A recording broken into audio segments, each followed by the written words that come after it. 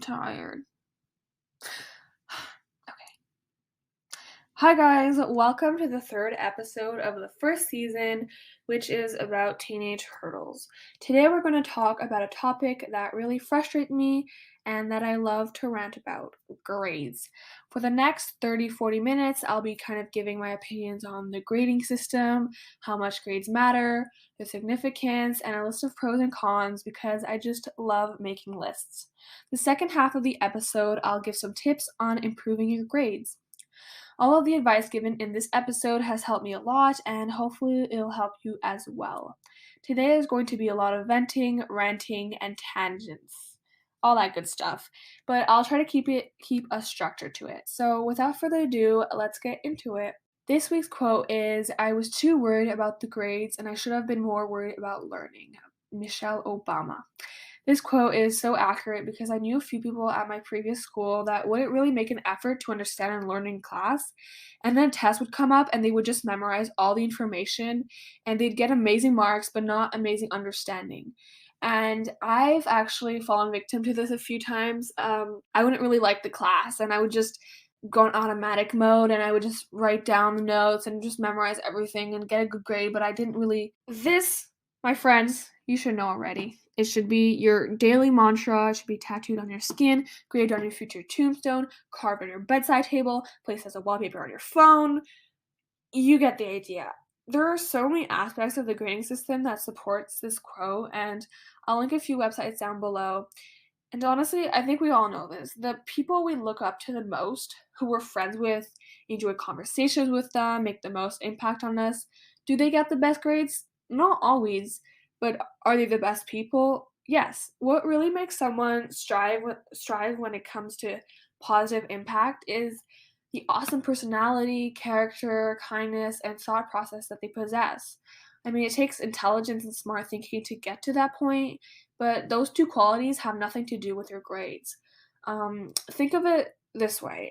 In society, there is a vast spectrum of forms of quote unquote smartness, from emotional intelligence to mathematical intelligence. And every single field in life requires a different form of that general intelligence to succeed in it.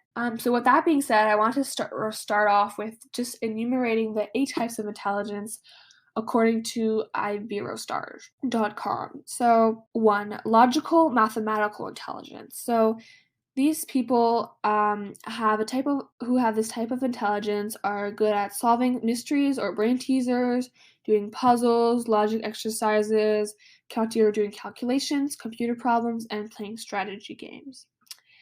2, linguistic intelligence. So people with this type of intelligence are skilled and have preferences for activities such as reading, talking, telling stories and jokes, writing poems, learning languages, and playing word games. 3, spatial intelligence. So, this type of intelligence, people who develop spatial intelligence are good at solving spatial problems, such as drawing and painting, reading maps, looking at pictures, solving mazes, or playing construction games. 4, musical intelligence. So, obviously, these are the people who have a great ability to sing, listen to music, play instruments, compose songs, enjoy concerts, and who have a very good rhythm.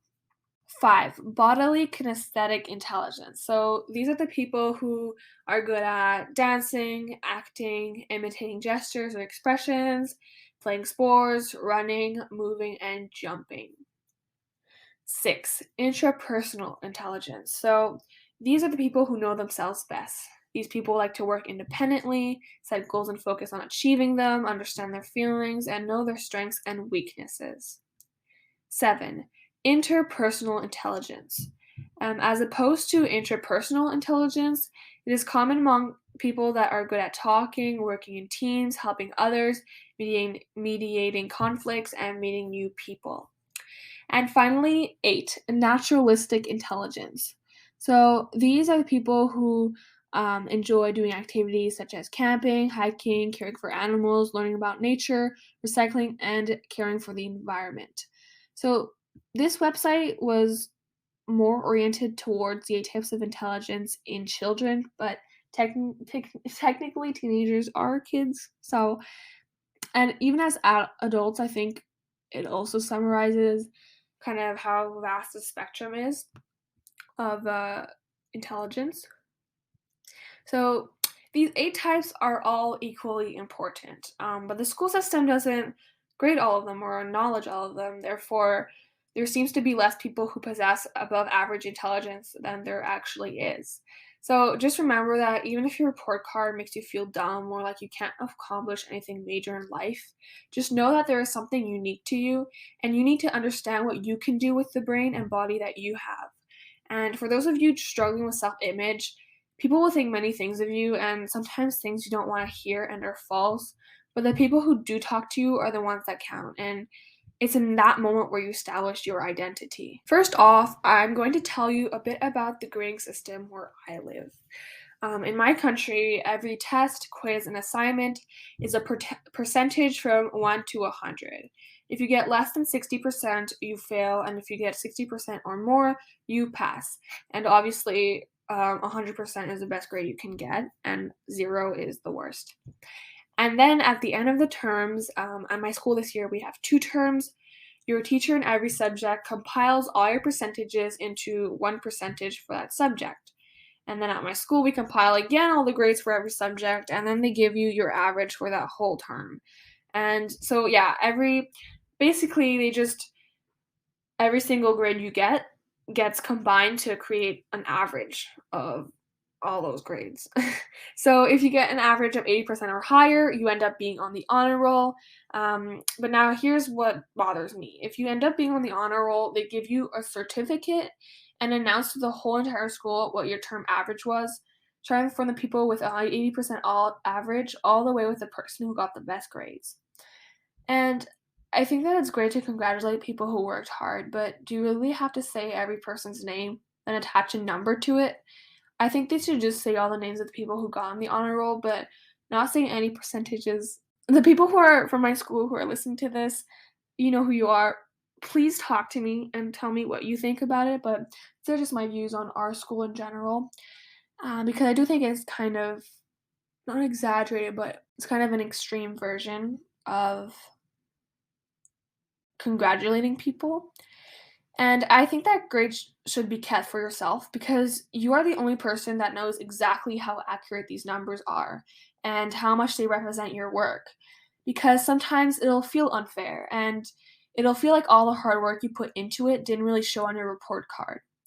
Also, sometimes you will get a better grade than you deserved. But my point here is that only you know all these little things and how much your report card reflects your self worth.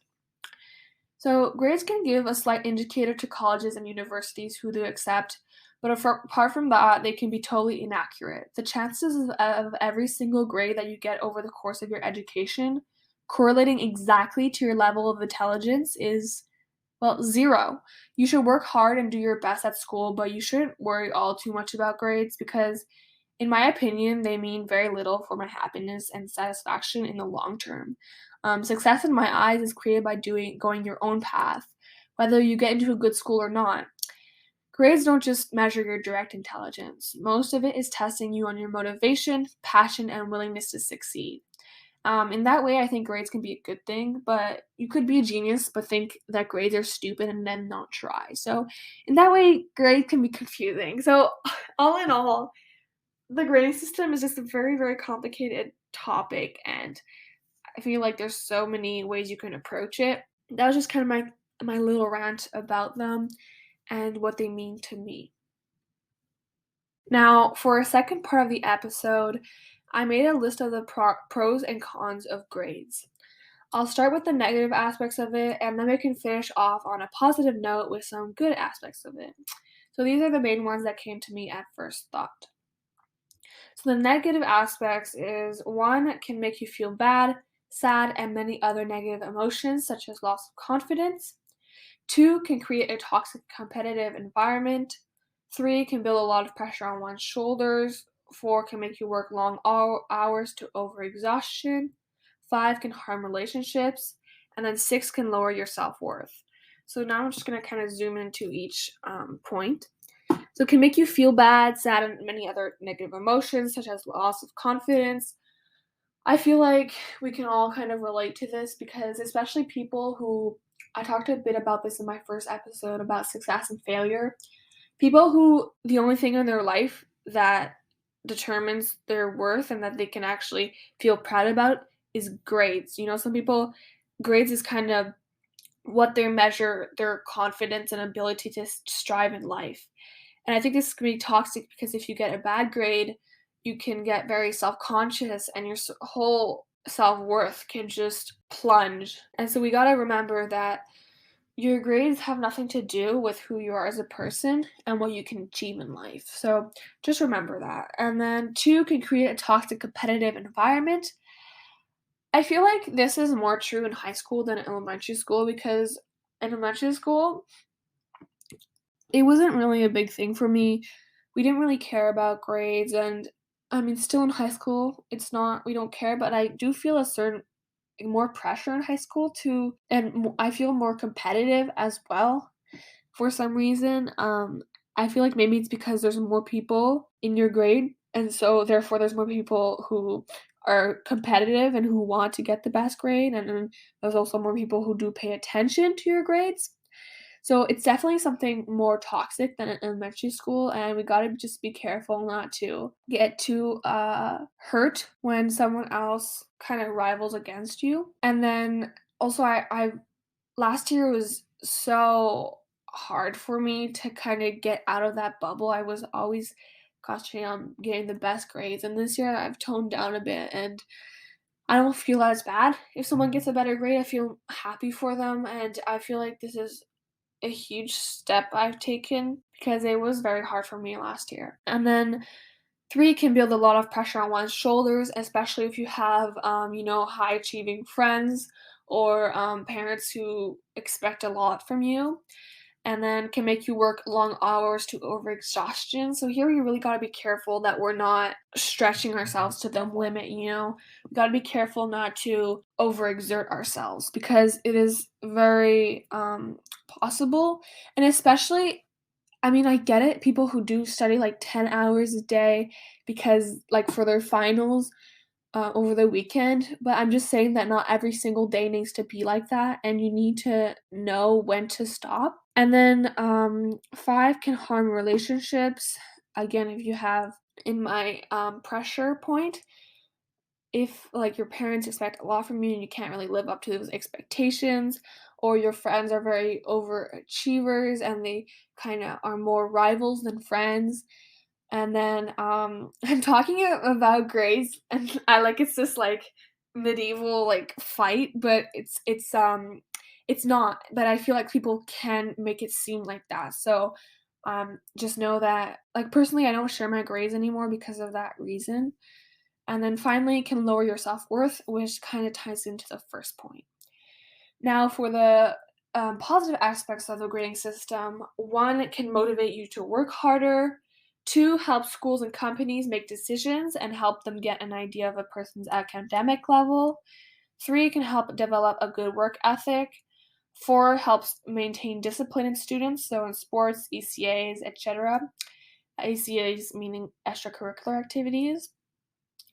Five, can make you feel proud and happy, and then six, you can gain confidence. So for the first one, the motivation one, I feel like it's very true because if you have a certain goal in mind, or if your grades in your head do determine your self-worth, then you can feel like, to get this, to be a worthy person, I need to get to this grade, which isn't always positive, but it does make you more motivated.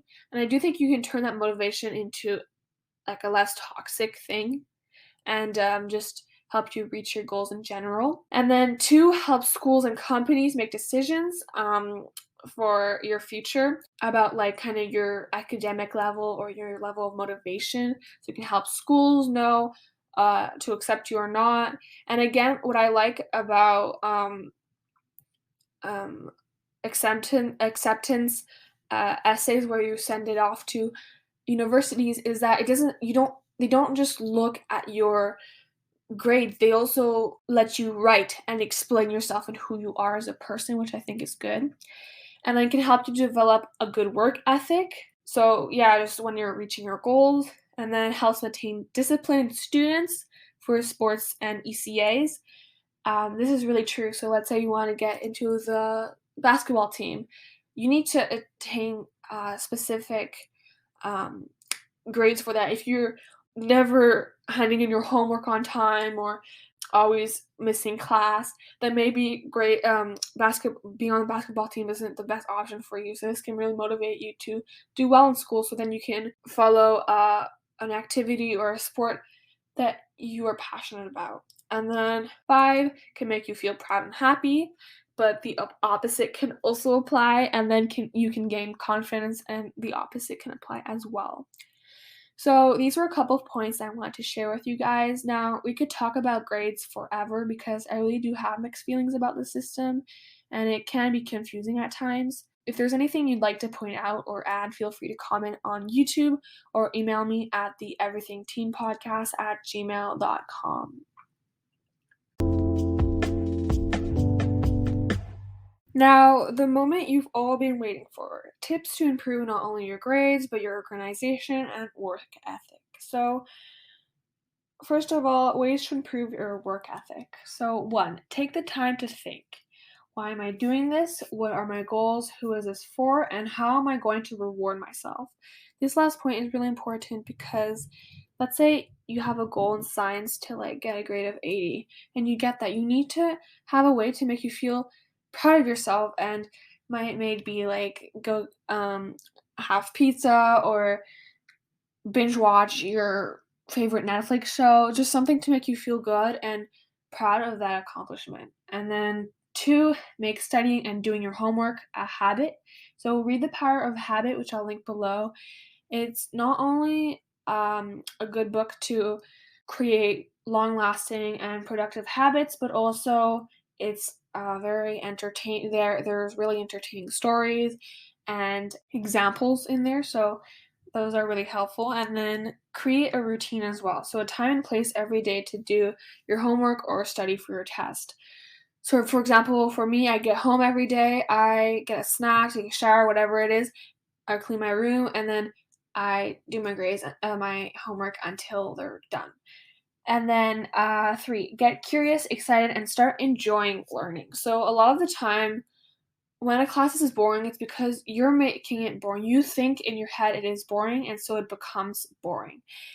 So this was me for a long time. I would decide that this one class, science was just boring for me and I hated it and it went by so slowly. But the reason why it went by so slow is that in my mind, I just thought it was not a fun class. And then I started paying more attention and asking questions and actually trying to commit to it and try to make an effort.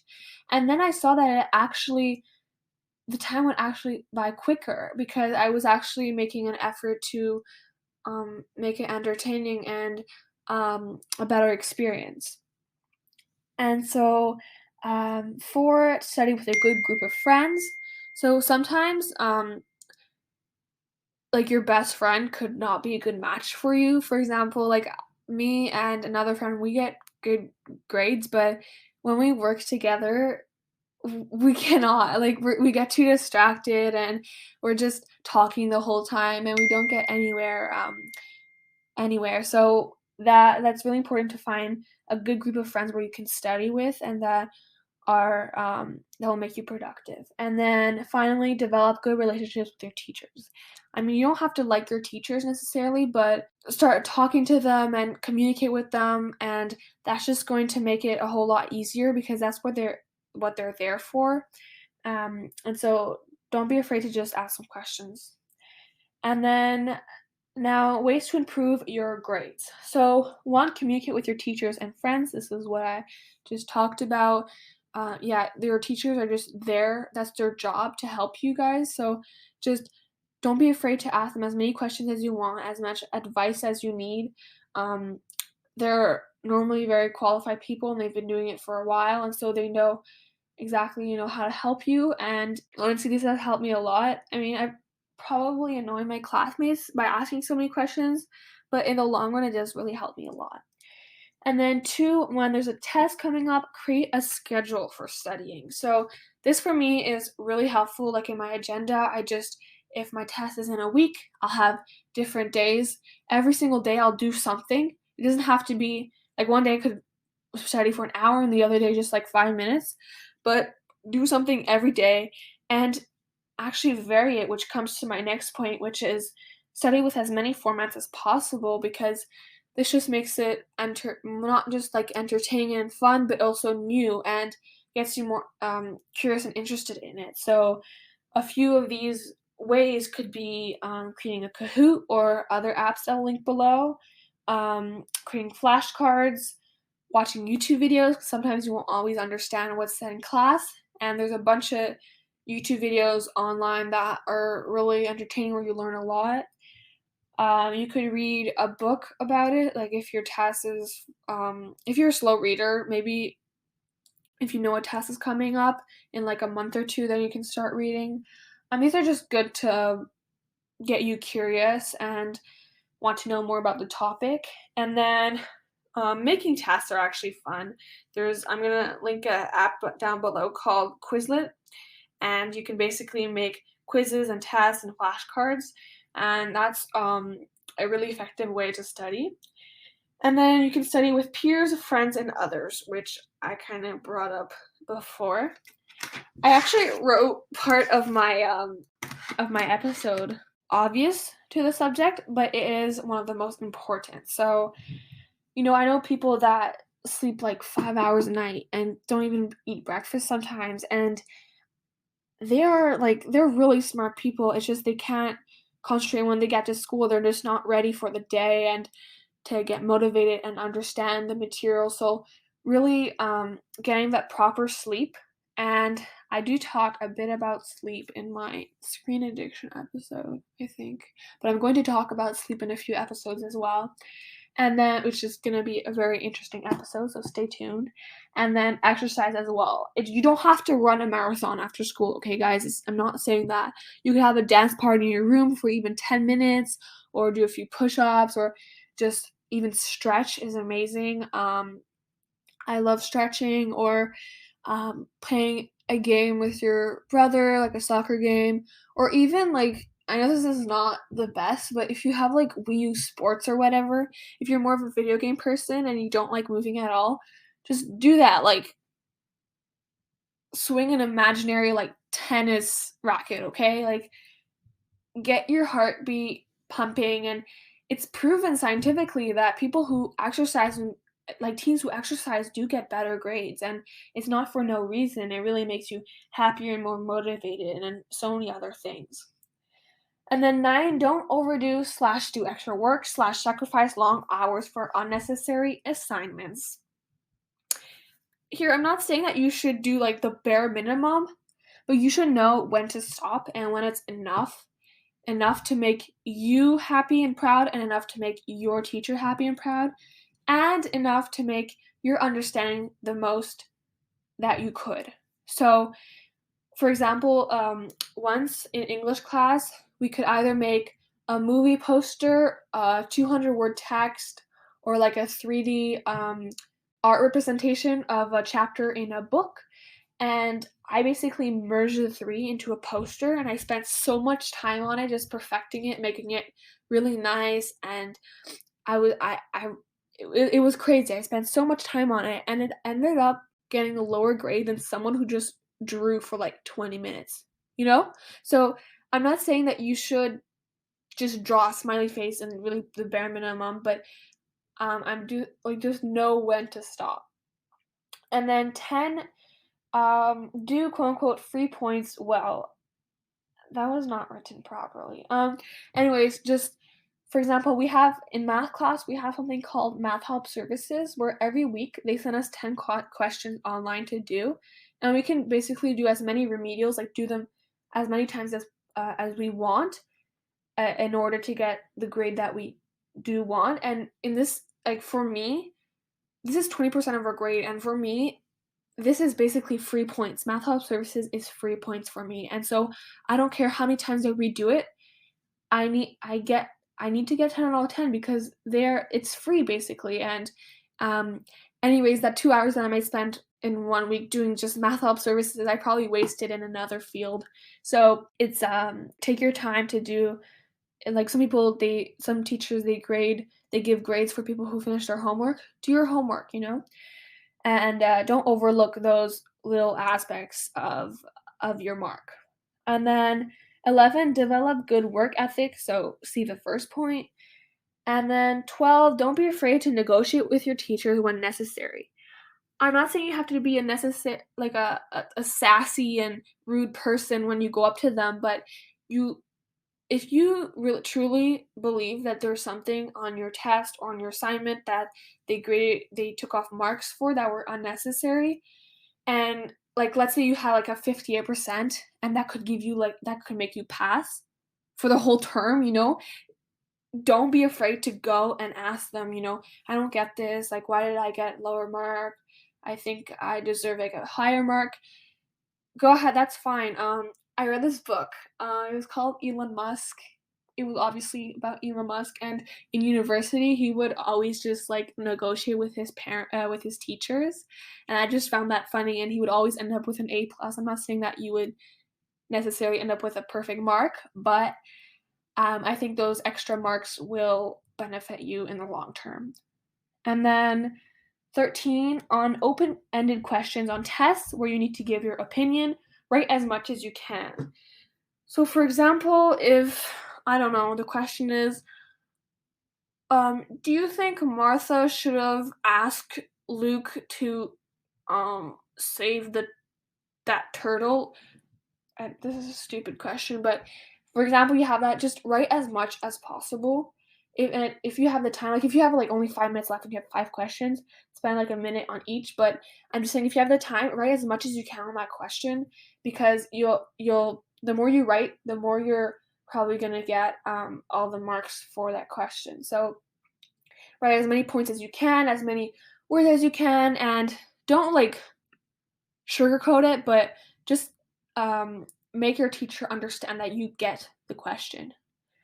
And then 14, this is really optional, but use cute/nice supplies. It could help for some people to have a very aesthetically pleasing workspace to like motivate them to get a higher grade or achieve their goals. So this could help you.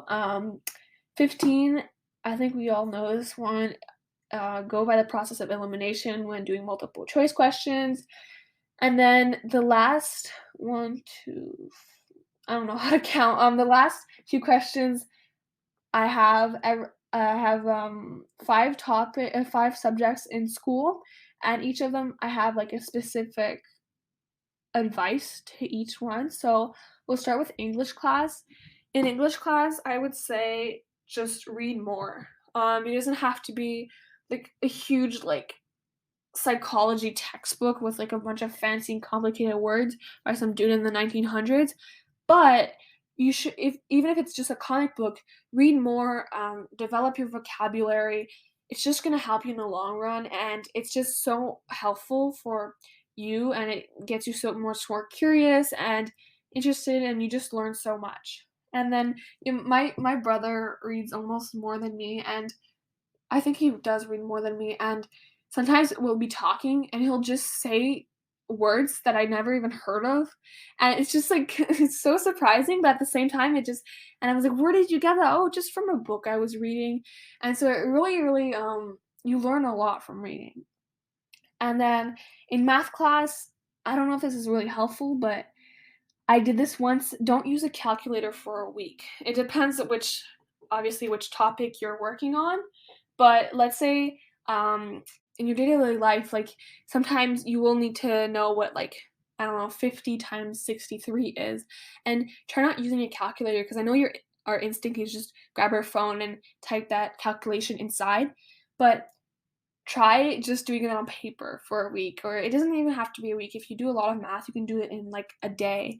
And I just think it's really interesting to know how much we need our calculator, and it's also not necessary, and it's just something to stimulate our brain and a fun little experiment. And then for science class, which really helped me, is watching YouTube videos. I think applies to like every class, but especially in science is my like worst subject, and a lot of the time I don't always understand. It's not as black and white as like math, for example. And so I liked listening to YouTube videos, and it just helped me so much because there's so much out there, and I do end up discovering a channel that's amazing and that is so entertaining for me and that I understand so much. And these can be very helpful for again every subject. And then for French, well, if you're going to a French school, then this applies for English class, or if you're going to, or if you're in any other country for your second language course, listening to audiobooks or podcasts. I know this is a boring point, but if you're listening to this right now, that means you like podcast, or I forced you to listen to this. Hopefully, it's the first option, but um, so for you can definitely there's so many podcasts out there. There's like millions of podcasts, so you can definitely find a podcast that you enjoy listening to, and that can help you comprehend more that language. And then for history, this is kind of like for French, listening to podcasts to get you more interested, and I'll definitely link some down below.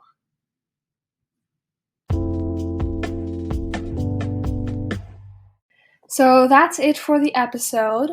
Next week we'll talk about, I think, sleep and anxiety, which is going to be a very exciting episode. And I'm gonna have an interview on as well. So someone is gonna come on for about like 10 minutes. It's like a surprise guest. You guys will love him. And yeah, so if you have anything to say, comment in the YouTube. And if you have any questions or feedback, email me. Yeah. So I hope to see you next week, and stay tuned, and I'll see you soon. Bye.